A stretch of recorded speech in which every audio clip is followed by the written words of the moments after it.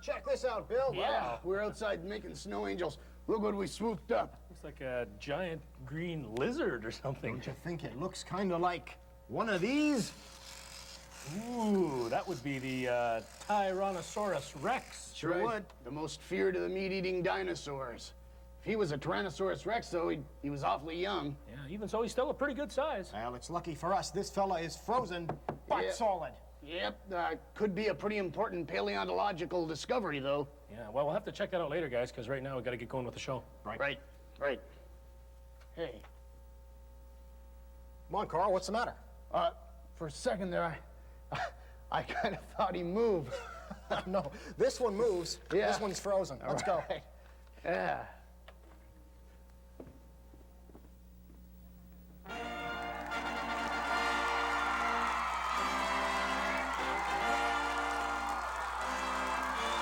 Almost live from Holy Cross High School in Saskatoon, it's Switchback!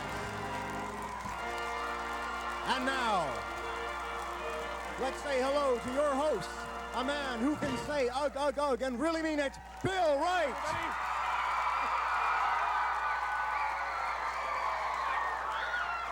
Good morning, everybody. Thanks a lot for coming out here. We're at Holy Cross High School in Saskatoon, a capacity crowd. Most of them humans have crammed themselves into the hall here because we're going to have a ton of fun on this morning's Dinosaurs show. My name is Bill Wright, and wherever you are in Saskatchewan, Manitoba, watching on the satellite, we're really glad that you can be here because let me tell you, this is going to be a real good show today. Now, we're going to roll back the clock 63 million years. That'd be 63 million years and a half hour in Newfoundland to present a special all about dinosaurs edition of Switchback. We've got dinosaurs all over the place. Now, dinosaurs are not evil and bad things necessarily. We're going to find out that for a fact when we meet Mary Miller. Now, Mary works at the University of Saskatchewan Museum of Natural Sciences, and she's going to talk to us about dinosaurs. She knows a lot about them. And also, we're going to reenact the very first television game show that ever existed, and it's called Dinorama. That's going to be a lot of fun. Yes, ooh, they're anxious to play here already. And we're also going to hear from the Holy Cross Jazz Band. That's these critters right back here. They're going to be playing all show long, and these guys are great. But before that, I want to introduce my good buddy, just a crazy, kooky cave cat. Here's Carl. Come on out here, Carl. Whoa. Hey.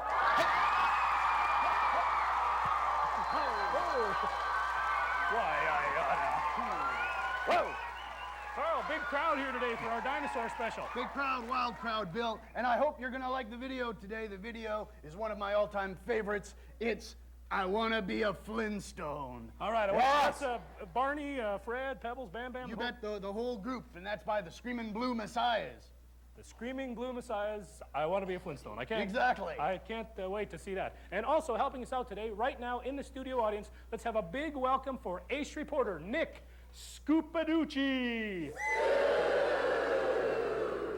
Well, thank you, everyone. Thank you, Bill. Of course, Bill and Carl are sporting fashion cave wear by the elite boutique of the big cave next to the river. And not many people know this, but before the Stone Age and also the Iron Age, the Pleistocene Age. And that's what we're paying tribute to here today. We have 6 young dinosaur cadets who are going to be making dinosaurs out of Pleistocene for us today. They're going to be making dinosaurs they like or they're interested in, or perhaps they'll be making up their own. We'll be checking back in with you later to see what progress our young dinosaur sculptors are making, but for right now, this is Nick Scoopaducci saying, ugh, ugh, ugh, over to you, Bill. And ugh, ugh, to you too, Scoop. There'll be some cave Well lingo. said. Thank you. There'll be some cave lingo happening all morning long and lots of fun times. So stick with us. Our dinosaur special is going to be back in just 2 minutes. Ugh.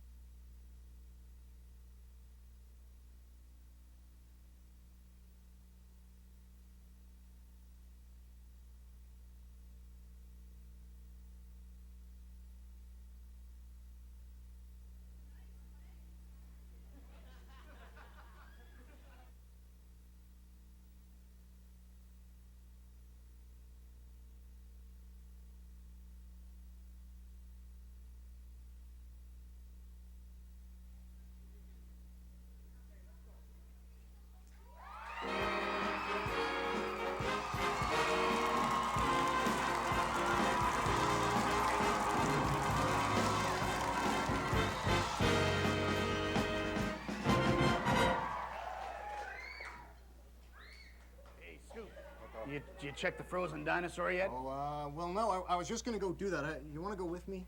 Okay. All right, Okay. just over. He's gone! Yeah. What do we do? I don't know. Maybe somebody took him. But that's impossible. Maybe he took off himself. Oh, no. No, that couldn't be. No, that's really impossible. That could not that's be. Really impossible. No, wouldn't I it? don't think... Wouldn't it? No. No, he couldn't have. No. I don't Hey, know. what's that sound? What is that? I don't know.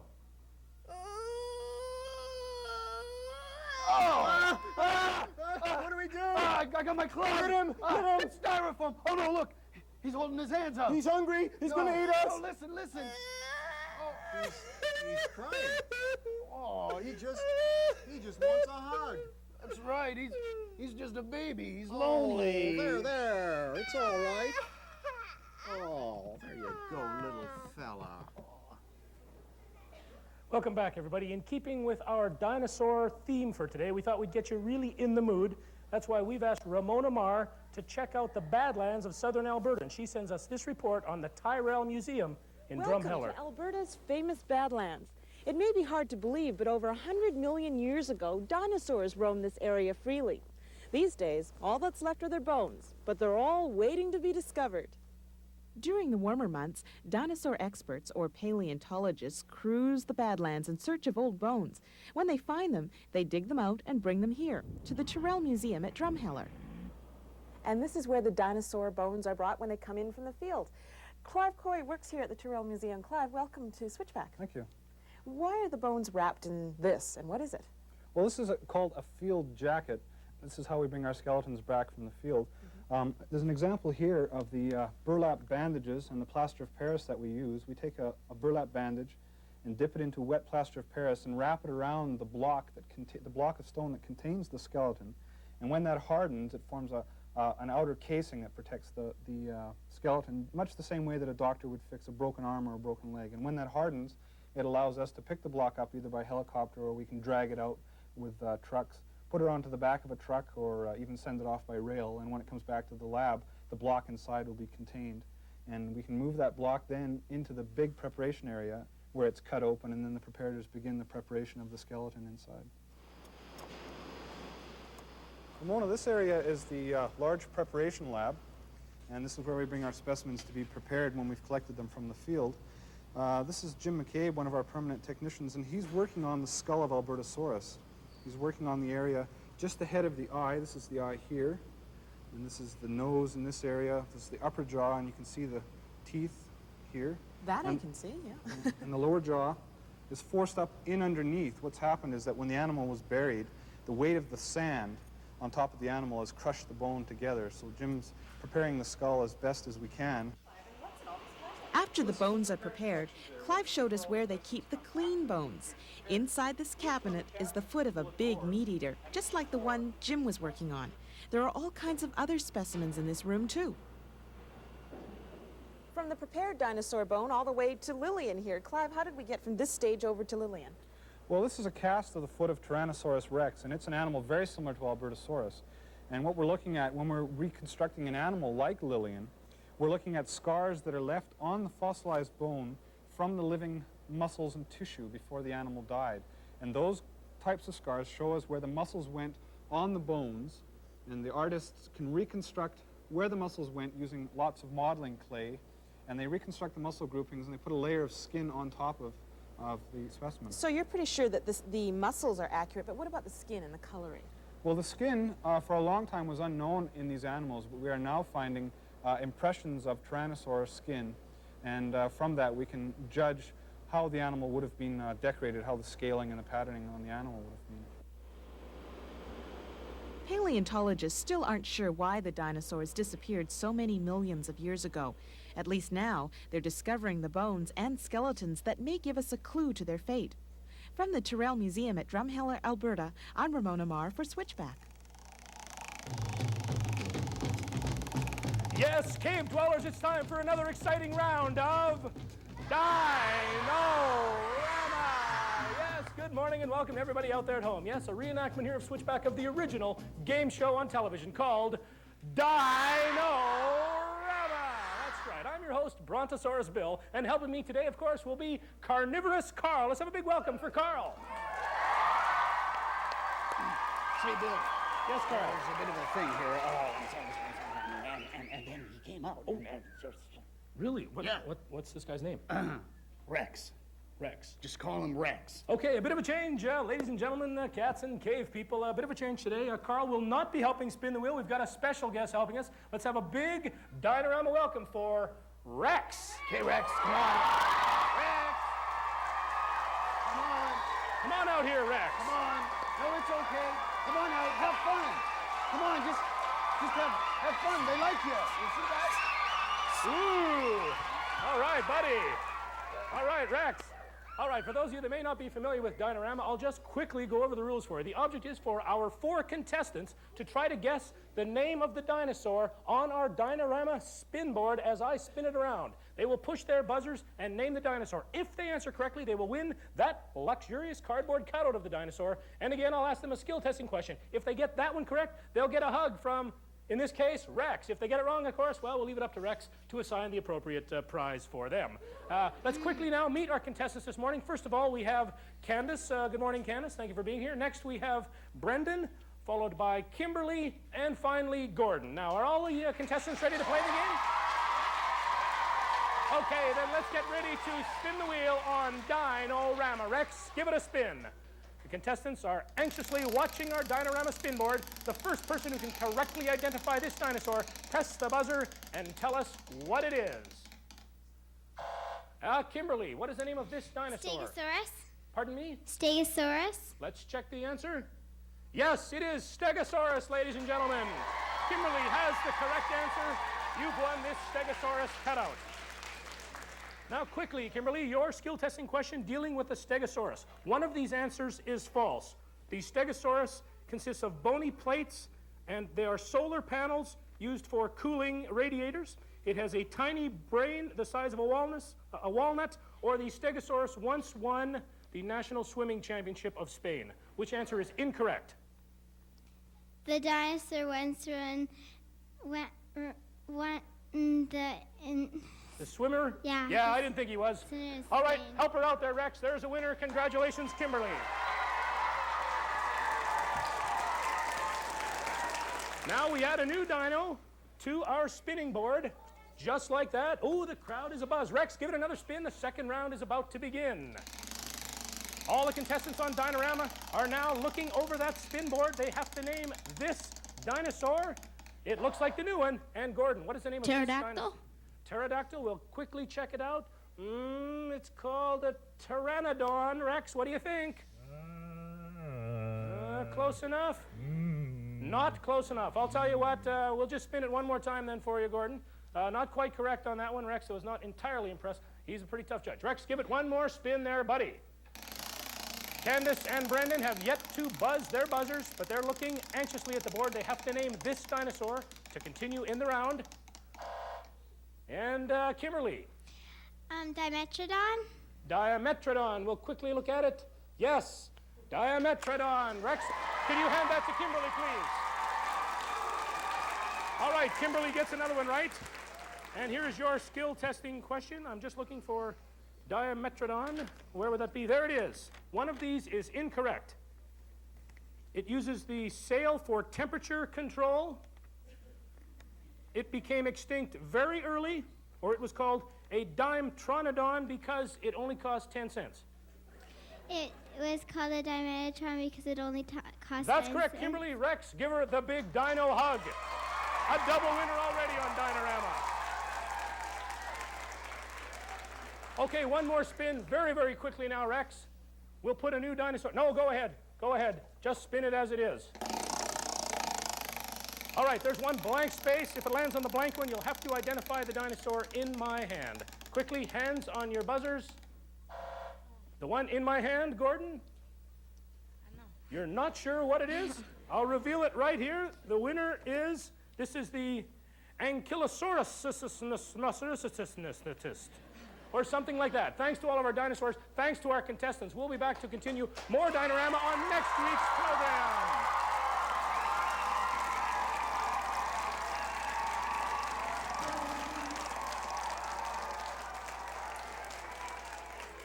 Well, this is Nick Scoopaducci back at the world of plasticine dinosaurs. The plasticine is flying. This is really going very well. What are we making here, young fella? Tyrannosaurus Rex. Now, are these guys big and mean or what? Yes. They're big and mean. Well, try to keep them not too big because I'm easily frightened. Now, I've got some very nice, colorful stuff going on here. I thought it would take these guys hours. I mean, I would just have the pack open now. What have we got down here? What are you making down there? Stegosaurus. Would that be bigger or smaller than a Tyrannosaurus Rex? Do you know? Smaller. Smaller, so not quite so mean. So I'd be safer standing down at this end then, would I? Yeah. Okay, this is where I'm going to stay. Safety. I like this. Nick Scoopaducci signing off from the world of plasticine dinosaurs. All right, thank you very much, Scoop. Standing by up here on the stage, we are with Peter England, and Peter is the music teacher, band director of the Holy Cross Jazz Band. There's a whole bunch of them here. Thanks a lot for helping us out on the show, Peter. I understand you guys are preparing for a national competition. Yeah, we're heading down to Montreal, Quebec in May. Going to participate in first ever national competition sponsored by the Quebec Band Association. Looking forward to it. Sounds like a lot of fun. These people work very hard. I know we probably want to meet them at home. Quickly, tell us your names. All right, there it is, the jazz band from here at Holy Cross. We've all met them. We've met Peter. What tune are you going to play for us right now? We're going to play Owner of a Lonely Heart by the group Yes. Yes, all right. Let's hear it for the Holy Cross Jazz Band.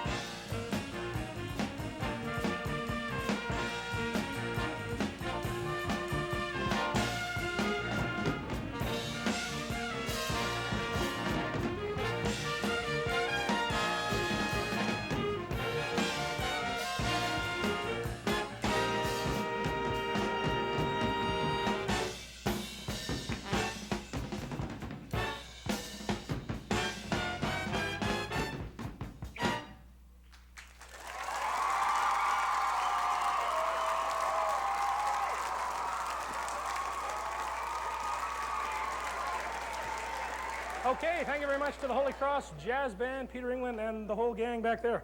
Time now for an instant winner. This is going to be a door prize. All the people here at Holy Cross are eligible to win. Get out your tickets now. I'm going to read out the number. If this is your number, run up front here, and you're going to win this prize package. It includes a Switchback t-shirt, an autographed Switchback poster, the board game Clue, courtesy of Parker Brothers, a Mount Blackstrap ski pass, and also a double pass to go see a movie at any Odeon Cineplex. And the winning ticket number is 281. If you're 281, run up here right now. Where is 281? Here's 281 right down front and center. Come on up here. ticket. Okay, you win all this stuff here. Turn around and wave to everybody. There you go.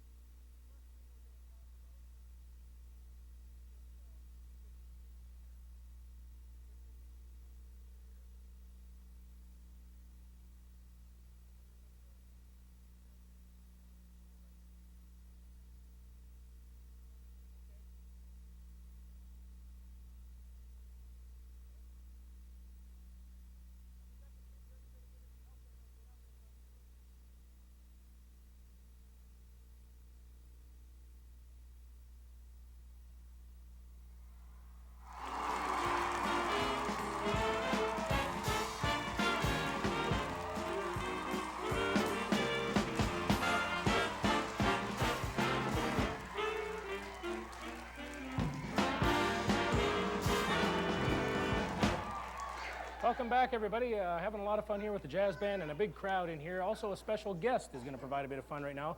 Please welcome Mary Miller from the University of Saskatchewan Museum of Natural Sciences. Thanks very much for being here, Mary. Now, you know quite a bit about dinosaurs because being the education leader there, a lot of kids come up and ask you questions, and you've brought a lot of bones and artifacts and things for us to talk about. So I'll let you start. What are you going to tell us first here?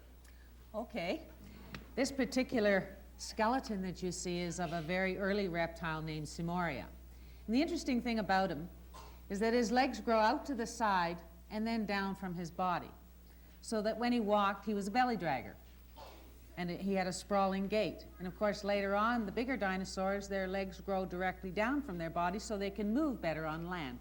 Okay, what's next? Well, the baby protoceratops are hatching from their eggs. And the reptiles, of course, were the first land-dwelling animals. And they were completely land-dwelling because they could lay their eggs on land. They had hard-shelled eggs. And this particular model, a fossil exactly like this was found in the Gobi Desert in the 1920s. Okay, great. Next, we're going to move up to something we know a little bit about, or we've heard about it. I'm going to grab this thigh. This is a giant fossilized bone, I assume. And what can you tell us about this? Well, this is a real fossil, and it's part of the thigh bone of a Tyrannosaurus rex, a teenager, actually. Probably just old enough to drive. That's right. Right. And it's a large knuckle, as you can see. Make a grand soup, don't you think? Holy mackerel, yeah, pretty heavy. And the shaft of the bone came up here, but it got broken off. We're not sure how. Now, a Tyrannosaurus rex, or T-Rex, that was a meat eater. Is there another word for that? Carnivore. A carnivore. Okay, now what other things did dinosaurs eat? Well, some of them ate only plants. And what are they called? herbivores. Herbivores. Okay, have you got an example of one that eats plants? Yes, I do. That's the big one down The front big there? one down front, Okay, yes. we'll take a look at that down in front of the table there. And what can you tell us about that? Well, one of the interesting things about him, you can see the Okay. top part of his skull. Here you go. You'll have to use this. Here, he has you can see a big cavity in his nasal area. That acted like a resonator, and in effect, it determined the sound that he made. And the scientists think that the duck-billed dinosaurs made a honking noise, just like Canada geese. But the thing that tells us that he's a plant eater, and this is the lower part of his jaw, and there's only part of it here, but you can see the thousands of teeth right here. And they would wear down their teeth, and they would replace a row of teeth at a time all their lives. All right, we've also got some little rocks here, and these were rocks that dinosaurs swallowed to help them digest their food, I understand. That's right. Those are called gastroliths. And Okay. in the same way that chickens eat gravel today, little bits of gravel that go into their gizzard and help grind up their food, well, the big plant-eating dinosaurs also ate rocks. Stomach stones. That might have been their demise. We'll get you to come over here in the demo area. Mary's going to show us, with some help from some of our young people here, the trouble that dinosaurs had once they fell over. They had a difficult time getting up. It was often like being an offensive lineman in football. They just sort of flopped around there on the ground, I guess. Now, what are you going to show us with these people? Okay, the big problem is, how did Tyrannosaurus rex get up? Okay? So we're going to demonstrate something, and I'd like you all to lie flat on your stomachs, if you would. A little further apart. Very well done. Very well done. That's great. Sorry, no. Now, I'd also like you to put your hands on your backside. Okay? Now, you know Tyrannosaurs had very weak, puny little front arms. Okay? So I want you to try to get up without using your hands. Okay. Way you go. Okay. Now, you notice how this fellow got up? One guy got up, one T-Rex is up, the other two are still... The other two are still working on it. Well, you get up whatever way you can. Okay. Why couldn't T-Rex roll over on his back? What would get in his way? His tail, that big giant tail. That's right. Yeah, his tail. He couldn't get over. But would you do it again for us? This is the correct way for all you dinosaurs out there that can't get up. Now, what's he That's how you using? do it. See, he's using his head. That's using your head. All right. Good stuff there. Thanks very much. We've got a brand new contest question for you folks out there in the land of Switchback, and here it is.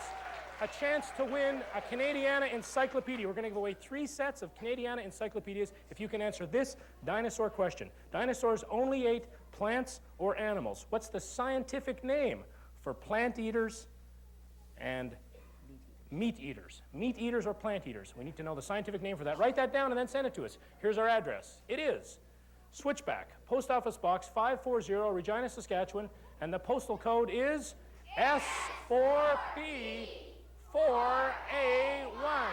We'll be making that draw in a couple of weeks, and thank you very much for being here, Mary, and talking about dinosaurs. Let's hear it for Mary. Thank you.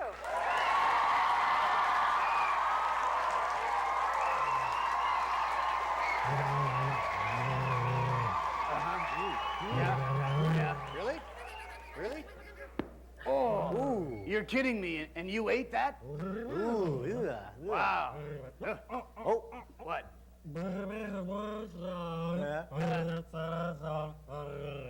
I don't know. How many leaf eaters does it take to carry a big stick from one end of the ravine to the other?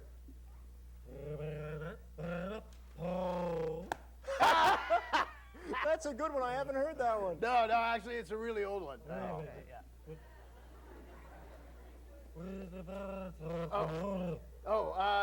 You want to know what the big one-eyed thing is that's been following you around? You don't have to worry about that. That's just a TV camera. Very friendly. Very friendly. You can wave to it. Wave to it, see? Very nice indeed. There you go. It's your friend. Wave again. I don't know what's going on over here with these guys. Rex is seemingly taking over the whole area here, but having a good time. You know, one thing when I think about with dinosaurs, and I always think about it in the wintertime, and that is the Ice Age. I always think of ice and cold, and I guess it's pretty common here in Western Canada to have all kinds of ice around. Fortunately, some people really like it on the ice, and Kevin Cox from Winnipeg went out to the Winnipeg Arena and found some people who really love it. Hiya guys, as you've probably already guessed, I'm standing outside the Winnipeg Arena. A couple of seconds, I'm going to run inside, grab a hot dog, and catch the show. Now, there's all kinds of shows that take place here in the course of a year. You've got your indoor motocrosses, rock concerts, circuses, and of course the Jets play 40 home season games here. Now, every year there's a different kind of ice show that rolls into town, and they don't use sticks or pucks. It's the Icecapades. This company originated in 1940 in Massachusetts. From the 1st of September till the end of May each year, they tour all over North America. And Winnipeg has been a traditional stop for over 40 years. Yeah, arena hot dogs. I really love these things. You know, I think the secret is that they don't actually use any real bread in their buns. In the meantime, I've only got a couple of minutes left to go find my seat and watch some of the show. A little earlier today, we managed to get our Switchback cameras in here to see some of the rehearsal and to talk to two of the principal performers.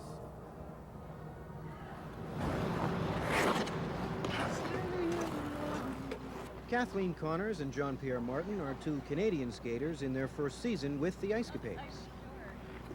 When did you get started skating as a pair? About 2 years ago. Yeah, we teamed up about 2.5 years ago in Vancouver.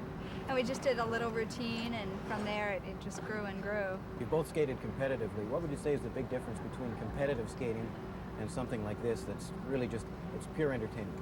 In competition, you might prepare yourself for, 6 or 7 months out of the year for this one particular competition, and you've got to go out there and do a good job right there on the spot, and that's exactly what you train for as an amateur.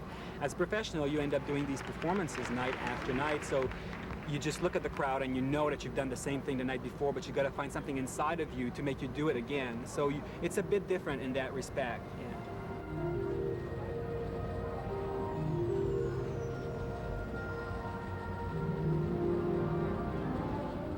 How many shows a year do you think you do? I would say that approximately, we do 9 shows a week, and approximately throughout the year we probably do about 350 performances depending on the length of the tour. Our tour is probably one of the longest ones because there's 2 other divisions. So there are quite a few performances. What for you is the most enjoyable part about being part of the Icecapades? It's a tour where 75 people approximately come together to make something work. And so we're a family, and in some ways we do everything together. We travel together. We stay in the same hotels. We often run into each other when we're eating in restaurants. And so in that way, we all become really close. What sort of advice would you have for younger kids who would like to make a career, maybe? If you really want to get into figure skating, then you will have to be wanting to work. But also at the same time, you just cannot take the joy out of it, because that's what's going to get you through all these years of practice. If you do want to get to a competitive level, that's really going to matter. Scheme of things.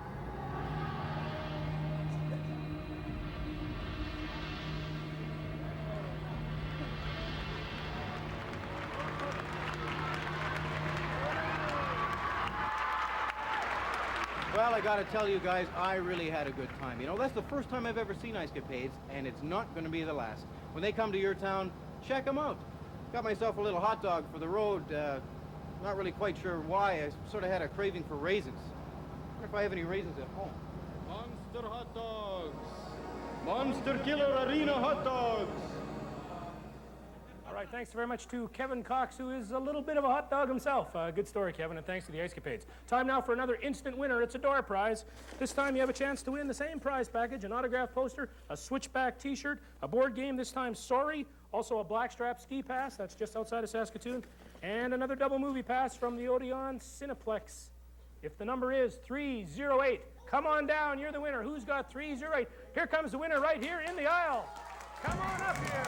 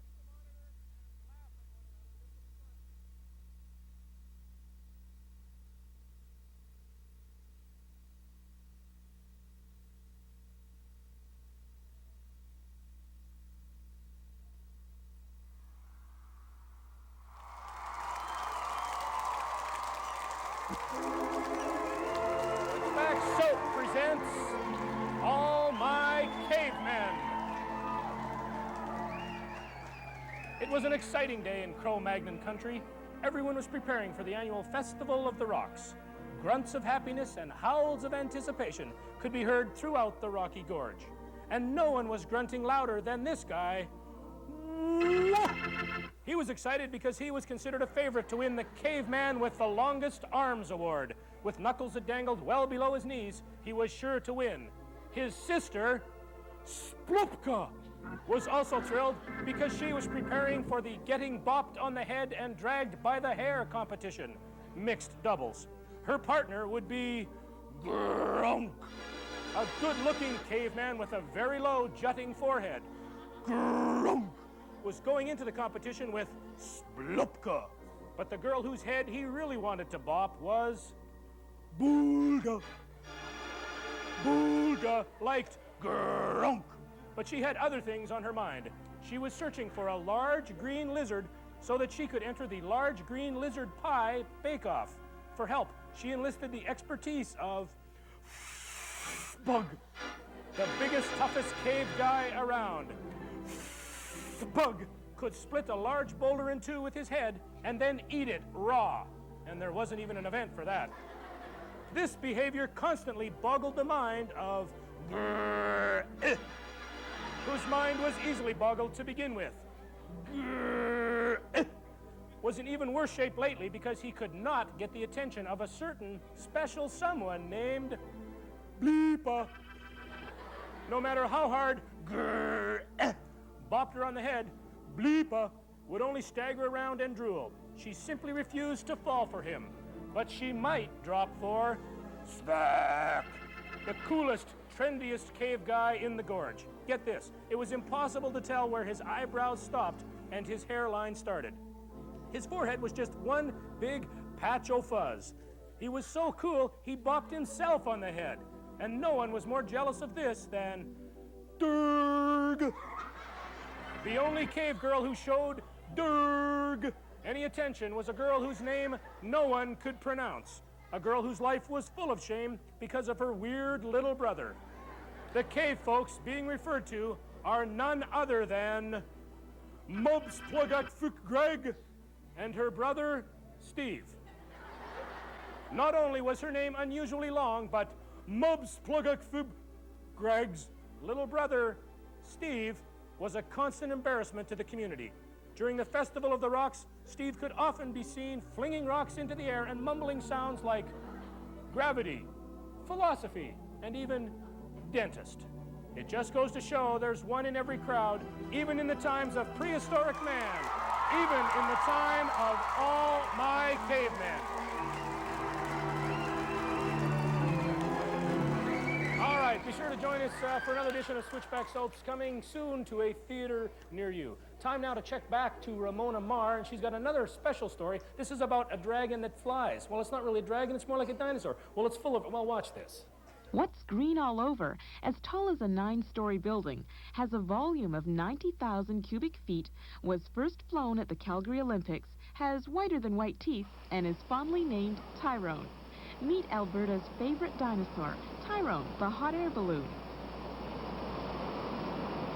I thought dinosaurs were extinct, but this is ridiculous. Here we go.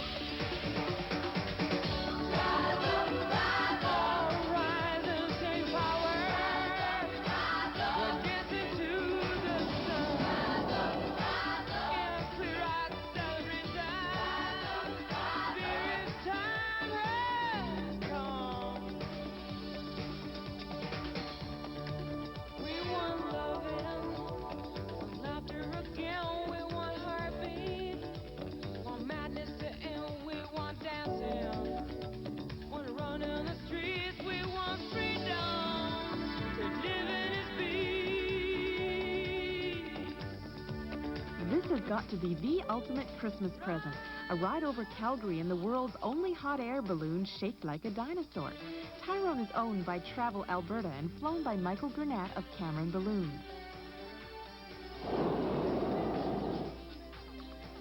Now, can you describe how a hot air balloon works?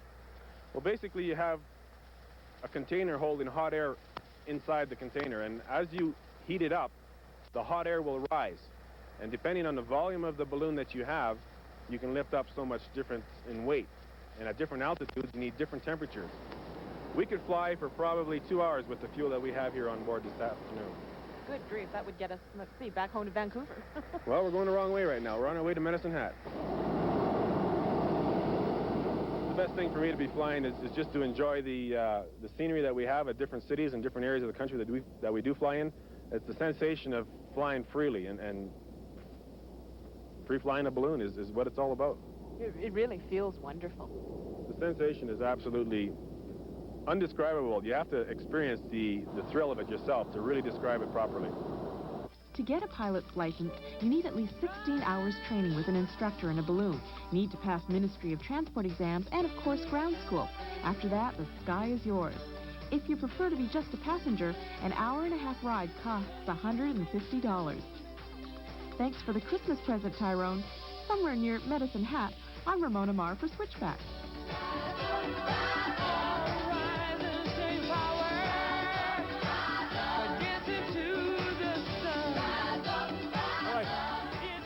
Thank you very much, Ramona Marr, for that interesting sort of flying dinosaur story. That was one monster hot air balloon. Yeah. Time for another door prize here, a chance to win a double movie pass, a blackstrap ski pass, an autographed Switchback poster, a Switchback t-shirt, and this time a Monopoly game, courtesy of Parker Brothers Canada. Run up here if this is your winning number. Carl, you want to help me with this? Yeah, okay. What do you say we throw in this souvenir styrofoam axe, huh? All right, the souvenir styrofoam axe circa 63 billion years ago.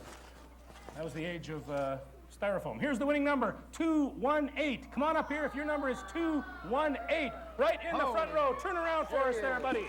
There you go. Let's see your ticket. All right, we're going to be back with some more star-studded people. Grab your big club here. Also, friends.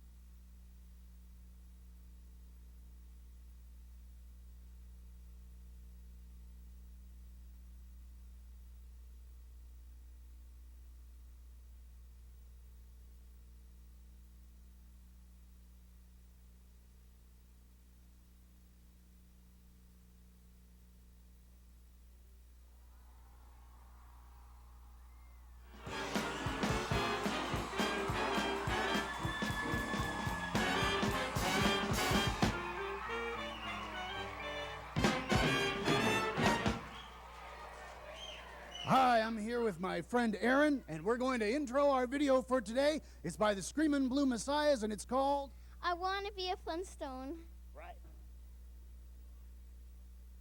Here he is, singing his #1 hit recording.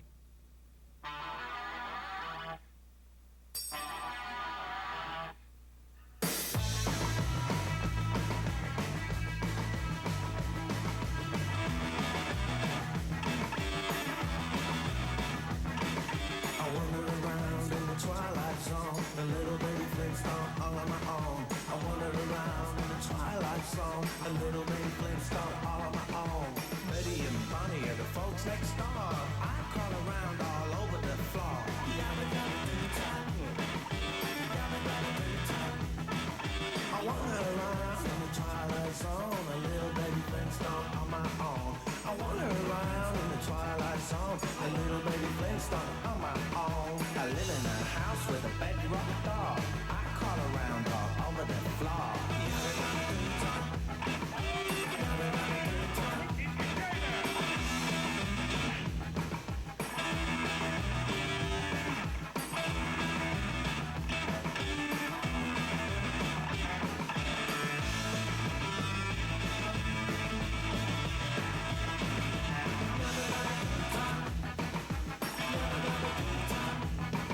I wander around in the twilight zone. A little baby Flintstone all on my own. I wander around in the twilight zone. Baby Flintstone all on my own. Eno is my dinosaur. His tail's in the kitchen and his head's out the door.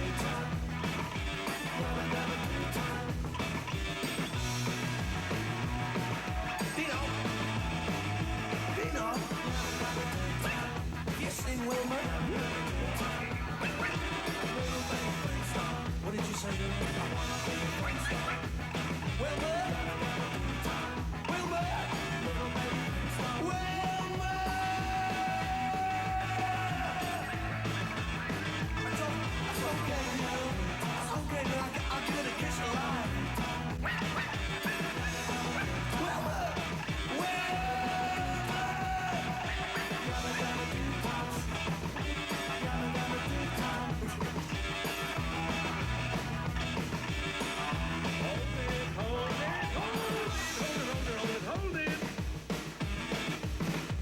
Oh, boy.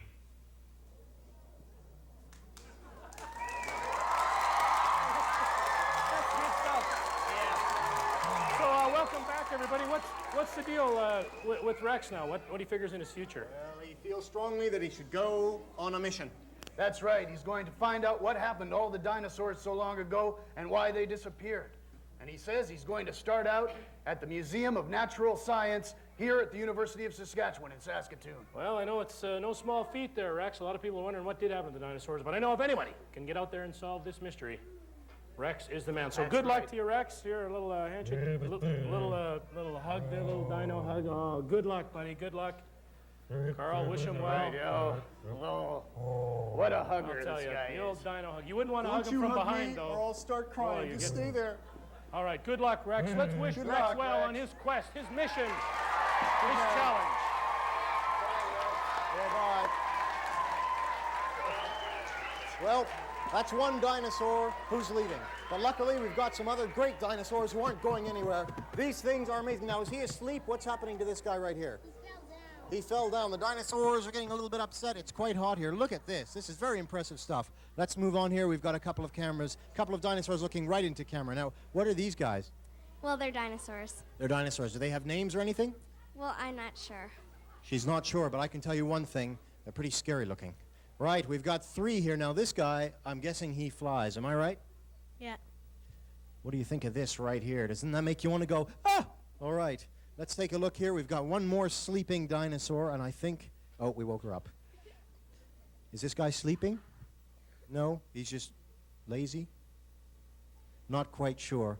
I think it's all been a bit too much for him. Now this, they've been flying in, they've been taking a bus. It's a dinosaur convention on this piece of paper right here. Look at all these great dinosaurs.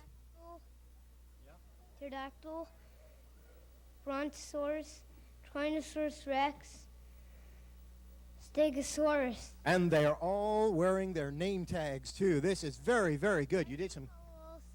I think I'll also just build another Tyrannosaurus Rex. All right, you go ahead. I'm sure it'll be good. And, of course, finally, a blue dinosaur and a yellow dinosaur is exactly what we needed. These guys are watching with keen interest our dinosaur over there. Was it lots of fun to make these? Yeah. Good. All right, well, you know, if I had all day, I couldn't make stuff as good as this. I'm very, very impressed and a little bit frightened. Bye-bye. Those are good-looking dinosaurs, Carl. And this is a good-looking one, too. This is Phyllis. And Phyllis and Carl and Scoop and everybody here are all going to be back just after this quick break. So don't go away. Don't go away.